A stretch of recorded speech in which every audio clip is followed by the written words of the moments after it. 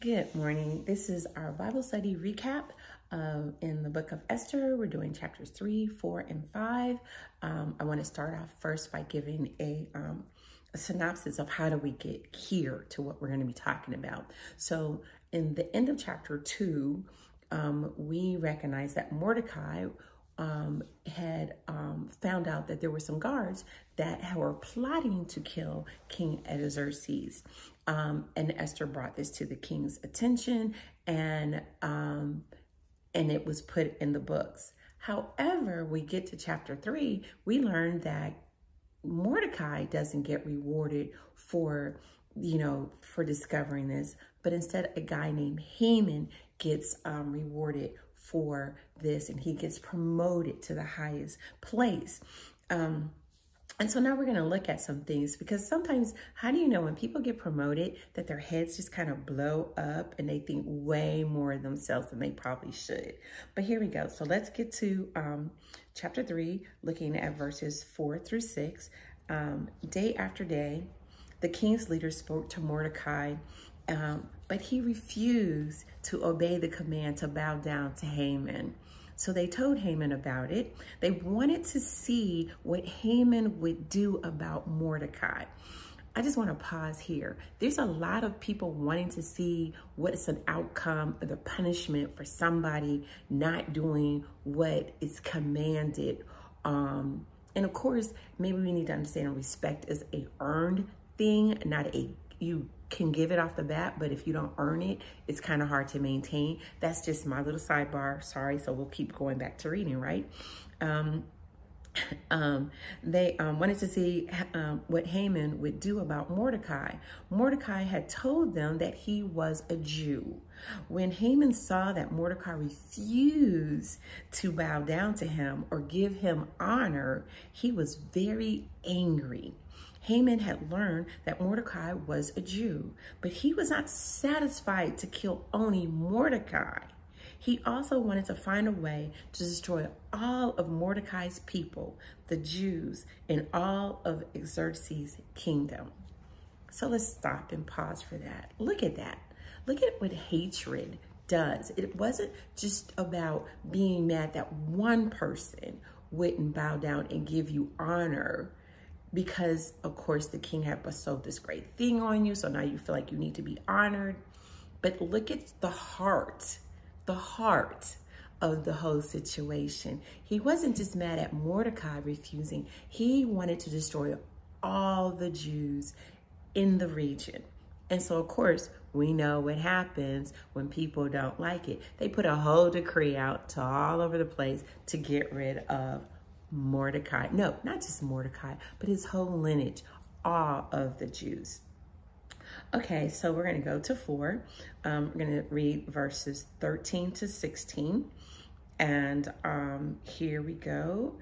It says, so now basically what happens, obviously this decree is going out. Mordecai is now in grieving stage because now he's recognizing that all of the Jews are about to be destroyed. So he's in grieving. And in that time, they ripped their clothes, they put ashes over their head, and Mordecai is in deep grief. And so Esther kind of finds out about it, and she sends the person out to recap of what's going on with Mordecai. And so Mordecai sends word back to Esther about what she needs to do. Okay, Esther, he says, don't think, this is Mordecai talking. Esther, okay, I will just start. Mordecai sent his answer back. Esther, don't think that just because you live in the king's palace, you will be the only Jew to escape. If you keep silent, now help and freedom for the Jews will come from another place.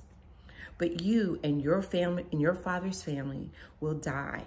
And who knows, maybe you have been chosen to be the queen for such a time as this. Like, so in the book of Esther, like, this is the scene. This is where we understand how God opens up for us to get us in a place that he needs us, maybe for such a time as this.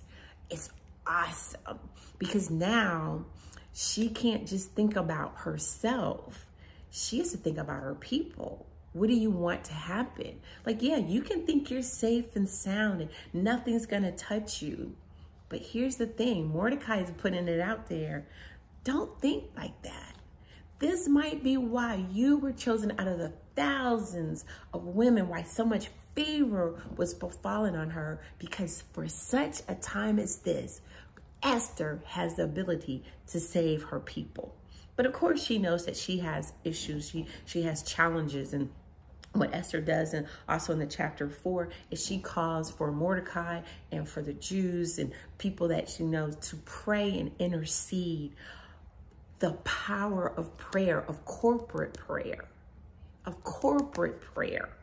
There is a strength and a power in corporate prayer. And so she prays for them and asks them, hey, you guys pray for me, fast with me for 3 days. I'm going to be doing the same. I'm going to have my staff doing the same. We're going to all come together on this one accord to save the Jewish people. And so, and also for Esther to go before the king, because, you know, she can't go before the king unless she summons. And so she does. She goes before the king in chapter 5. We're going to pick up at verse 3, and she presents herself to the king. And I want you to see the favor in that corporate prayer and Esther going to the king. It says, then the king asks, what is bothering you, Queen Esther? What do you want to ask me?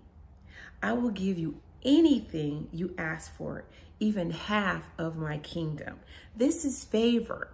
She's gone before the king. He extends his scepter. She touches it. He embraces her. She comes in and he's like, look, lady, I'm willing to give you, you are my queen. I'm willing to give you whatever you want, including half of his kingdom. So this is favor towards Esther. Let's go down to verse 11. Let's talk about pride, because we know they say pride goes before the fall. This is Haman's pride, because what Esther asked was to have a dinner, a lunch, and she wanted to for the king, but she wanted to also invite Haman to it. And so now Haman is really feeling like, oh yeah, I got this. So here we go, verse 11. And verse 11 says, Haman started bragging about how rich he was. He was bragging to his friends about his many sons and about all the ways the king had honored him. And he was bragging about how the king had promoted him higher than all the other leaders.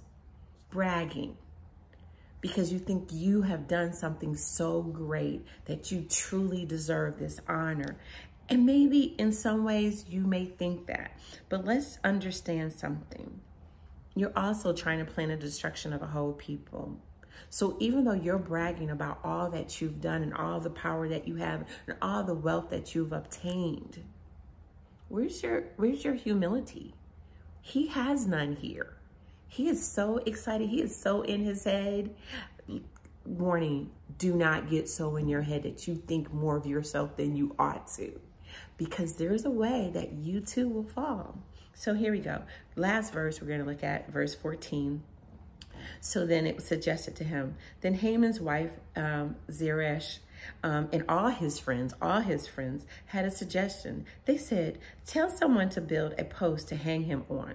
They're talking about Mordecai, right? Make it 75 feet tall in the morning. Ask the king to hang Mordecai on it. Then go to the party with the king and you can be happy. Wow, Haman liked this suggestion. Of course he did, because he's trying to get rid of Mordecai. And he's trying to and this is his first step into getting rid of the Jews. He is so excited about this.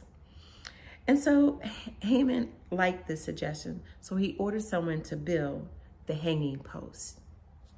Wow, look at that. This is like the best drama series ever, right? Look at this. So what we're going to look at is we'll look at some more stuff next week. But you guys have a blessed day. Like, share, pass it on. Let's learn more about Queen Esther.